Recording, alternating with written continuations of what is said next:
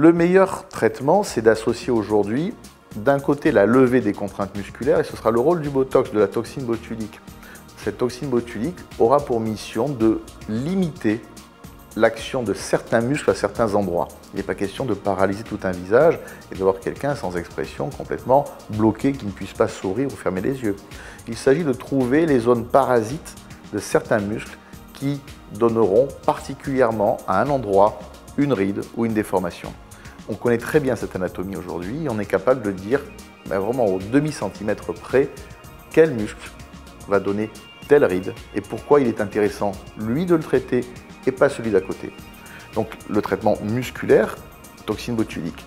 Et puis la perte de la graisse, la perte du sous-sol graisseux, soit la lipostructure, soit, si on n'est pas dans un contexte chirurgical, si ce n'est pas de la graisse qu'on utilisera, on utilisera l'acide hyaluronique, qui est aujourd'hui le produit probablement le plus performant, puisqu'il a à la fois un pouvoir d'hydratation, c'est une véritable éponge qui va capter l'eau et qui va redonner à la peau une hydratation et une épaisseur et une qualité. La toxine botulique, qu'est-ce que c'est ?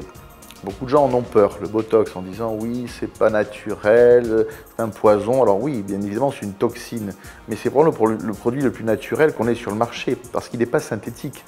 C'est une toxine qui est sécrétée par une bactérie, et cette toxine est purifiée, et c'est probablement un des produits les plus naturels qu'on ait sur le marché, paradoxalement. La toxine botulique est vraiment une véritable révolution dans le domaine de la médecine, l'esthétique n'étant qu'une partie.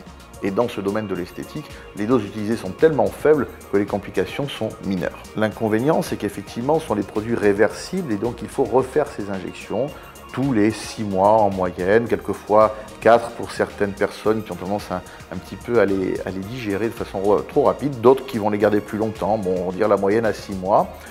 C'est un plus d'avoir à refaire les choses, comme ça on est sûr qu'il y aurait la moindre petite complication ou une insatisfaction sur le résultat. De toute façon, c'est réversible.